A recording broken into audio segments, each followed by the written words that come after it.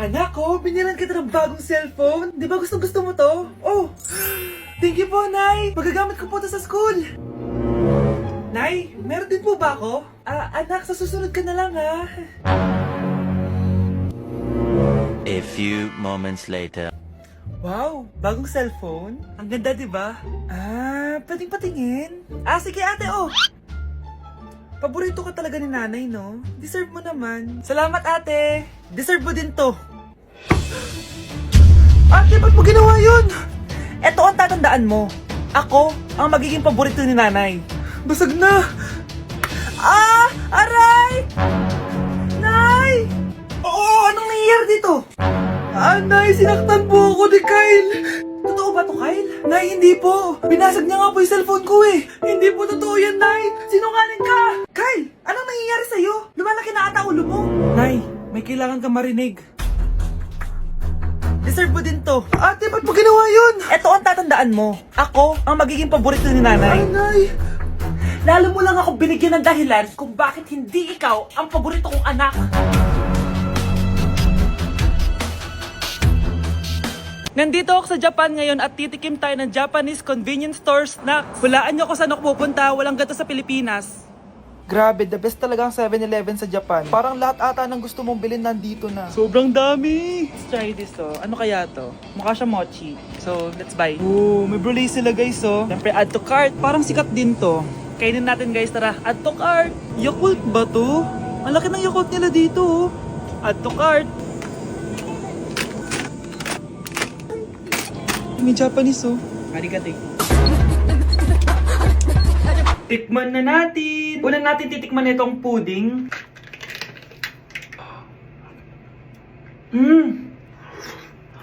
Lasa siyang lotion. Lasang lotion na! I'll give it 6 out of 10. Next, chips na lasang spinach pizza. Parang maanghang siya. Kalasa nga, guys. Sarap. 7 out of 10 to. Yung kamay. Sa mga drinks naman, so first, ito.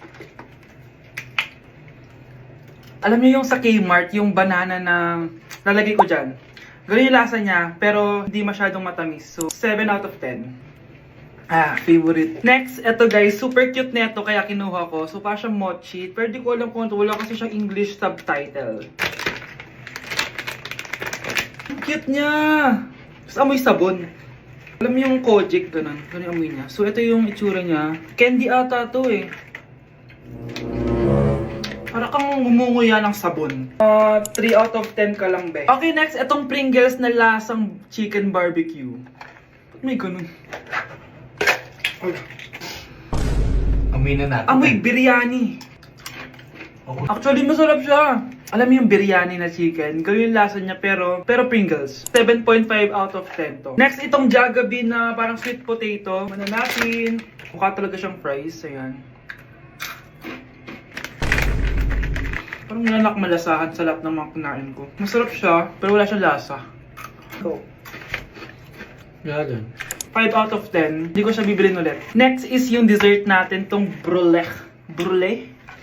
Ayan, ayan yung tsura niya, guys. And alam ko, binabasag to. Yun, o. Ayan, oh, ayun, o.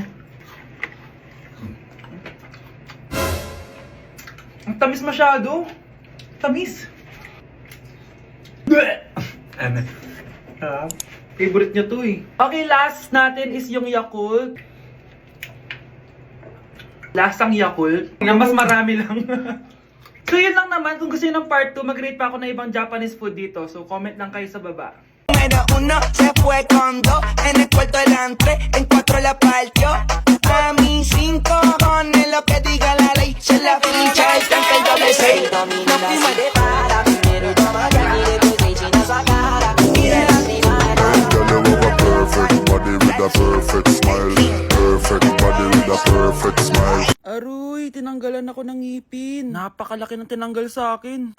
Hello guys! Kung napapansin nyo, naka-brace na naman ako. Ilang araw din ako di makakain na maayos dahil sobrang sakit niya guys. So bakit nga ba ako nagpa-brace ulit? Fun fact lang guys, 6 years na ako naka-brace before. Pero di pa rin na-address yung issue sa ngipin ko. Kung makikita nyo sa picture guys, medyo palabas or flared yung ngipin ko. Kaya naman nag-decide na ako na magpa-brace ulit. Sabi din ng dentist ko, kailangan daw tanggalin yung 4 na premolars ko para daw pumasok yung mga ngipin ko. Kaya ngayong araw, tatanggalin yung mga premolars ko. Bago pala ako pumunta ng dentist, kumain na muna ako kasi alam ko di ako makakain mamaya. Buti na lang talaga masarap ang ulam at nakakain talaga ako na madami. Medyo kinakabahan nga ako kasi ngayon na lang ulit ako mabubunutan ng ngipin. Yung last bunot ko ata nung bata pa ako. Dahil tulog pa si Honey Bunch, di ko na siya gigisingin. Ako na lang mag-isa pupunta sa dentist. Good luck na lang talaga sa akin mamaya. So ayan, kinakausap na ako ni Doc. Sabi niya wala daw ako mararamdaman na sakit kasi may anesthesia naman daw na ilalagay. Ito pala yung x-ray ng mga ngipin ko. So yung may black dot dyan, yun yung mga tatanggalin. Kung makikita nyo din, impacted din yung wisdom tooth ko. So ipapatanggal ko din yan soon. Ito na guys, last look na buo ang ngipin ko. Kasi mamaya bungal na ako. Ayan guys, nilalagay na ni Doc yung naming cream para kapag in-inject na ako ng anesthesia, wala na ako maramdaman. Dito sa part na to, di ko na ma-feel yung bunganga ko. At thank you Lord talaga, hindi siya masakit. Parang hinihila lang yung ngipin mo ganun. Charan! Tapos na, medyo nahirapan si Doc ha. Paano di mahihirapan? Sobrang laki ng kinukuha. Rate ko yung pain niya, siguro 3 out of 10 lang. Pero alam ko mamaya pa to sasakit pag wala na yung anesthesia. Sabi ko din kay Doc kung pwede ko bang itago yung ngipin ko, ilalagay ko lang sa ilalim ng unan. Eto na guys, ang itsura ng ngipin ko ngayon. Bungal ira na. Dalawa lang pala muna binunot ni Doc kasi next week daw yung dalawa pa. So yun lang naman guys, bye!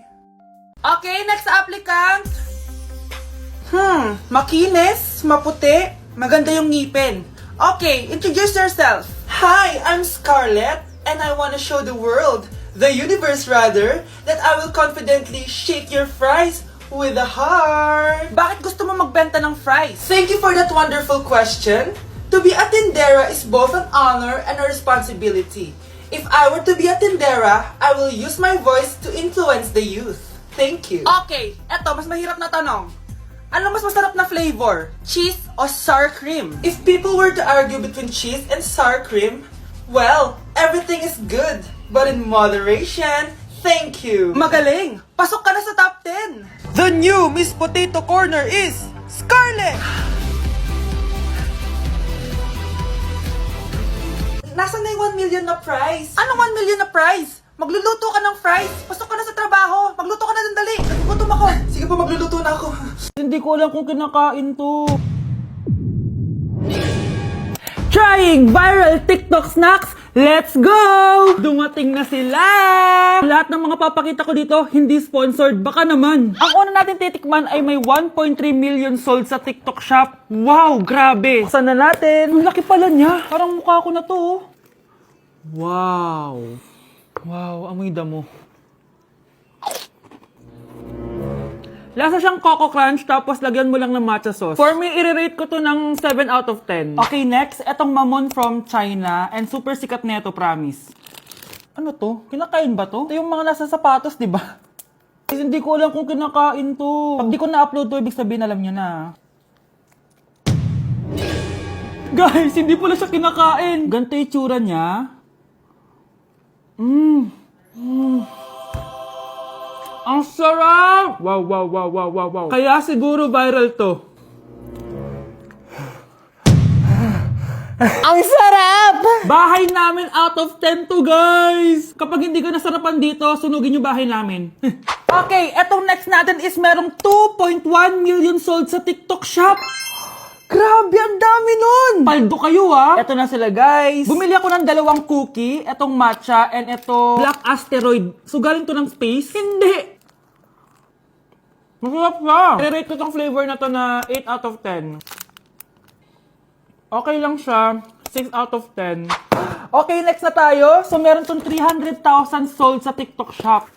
Tikman natin kung lasa ba talaga siyang chicharon. So ganito yung tsura niya. Mukha siyang chicken skin. Parang mas masarap to kapag may suka. Honey Bunch! Tikman mo na. I-rate ko to ng 9 out of 10. Etong next natin, palagi ko to nakikita sa FYP ko. Kaya i-try na natin. Charan! Amoy gatas niyong powder. Ganito yung tsura niya. Parang may naglalaban sa loob ng bibig ko. Pero di kanya pinaglaban. Pero di ko kaya! Masarap siya and i-rate ko siya ng 9 out of 10. Okay, last natin natitikman itong fruit and vegetable na chips. May ganun pala. So, ito yung laman niya. Assorted siya, guys. Una natin titikman ito. Di ko alam kung ano to. Mukha siyang tubo. Feel ko nalunok ko na yung mga braces ko. Okay lang yung nauna ko natikman. Ito, parang sweet potato. Parang magkakalasa lang silang lahat. Iba lasa niya to. Durian! Kaya pala parang may amoy. I-rate ko to ng 5 out of 10. Hindi ko siya masyado nagustuhan, pero malay nyo kayo magustuhan nyo, di ba? In fairness ha, matibay yung braces ko. Kung meron pa kayong gustong ipatikim sa akin, i-comment nyo lang dyan. Yun lang naman guys. Bye! Kala ko biro lang siya. Guys, Trying Viral TikTok Snacks Part 2! Eto na sila! Alam niyo na kung anong gagawin natin. Sabi niyo kasi marami pa ako hindi natitikman, kaya naman bumili pa ako na madami. Una natin titikman itong yogurt pero nakalagay siya sa baby bottle. Guys, hindi siya joke. Nasa baby bottle talaga siya. So, paano to inumin? Sisip-sipin natin siya dito. Medyo maasim siya. Lasa siyang yogurt na nabibili lang natin, pero with a twist siya kasi dito mo siya iinumin. Nothing special. Ipatry natin kay Honey Bunch.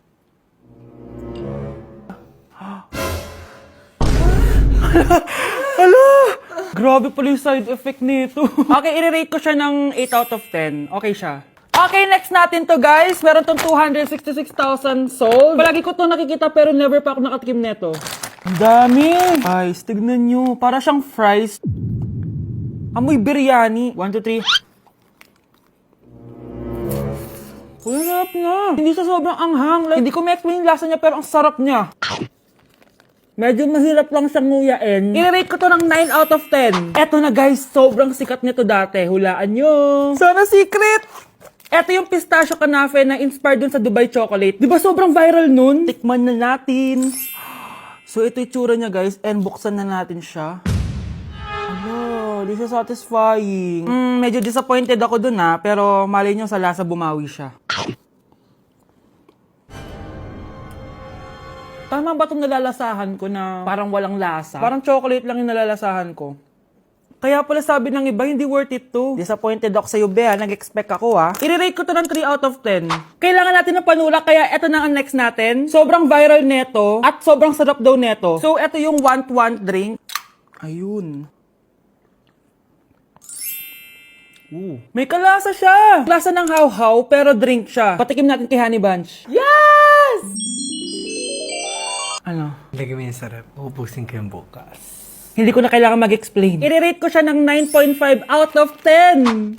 Okay, next natin tong sour head. Hindi ko alam bakit sobrang dami na nabili ko. Na para bang magre-resell. Super asim daw neto. Tignan natin kung maasiman ako. Parang mas maasim pa si Honey ba?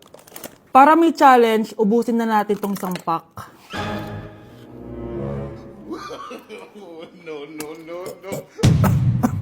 Ganyan yan yun. Akala ko biro lang siya. Maasim pala talaga siya. Guys, I-rate ko siya ng 8.5 out of 10. Worth a try siya, guys. Parang sumakit yung tiyan ko, guys. Sobrang asim. Okay, next natin tong chicken spicy noodle ball. Haba ng pangalan, Hindi ko alam bakit sobrang dami na nabibili ko. Tikman na natin sila. Ganito yung itsura niya, guys. Unang kagat. May lasa naman siya pero konti lang. Parang kinain mo lang yung noodles. Isa pa guys. Hala, matatanggal na talaga tong brace ko. Hindi ko siya masyadong malasahan guys. Sorry guys, pero i-rate ko siya ng 4 out of 10. So yun lang naman guys. Comment kayo dyan kung may gusto kayong ipatry sa akin at malay nyo gawin natin yun, no? So see you on my next vlog. Bye! Hala, ang dami kalaban! Miss, huwag ka mag-alala. Ililigtas kita. Huy! Salamat muntikan pa tayong matalo dahil sa akin. Okay lang, add mo ko Clyde Joseph yung pangalan ko. Pataasin natin rank mo. Clyde Joseph? Kapangalan ng crush kong kapitbahay yun sige. Bes, alam mo ba, nakalaro ko kagabi yung crush ko. Teka, yung kapitbahay nyo? Di ba matagal mo na crush yun? Oo, Bes. Sana makalaro ko ulit siya mamaya. Ayan na naman siya, Sana makalaro ko siya ulit. Bakit di siya online? Ay, kainis.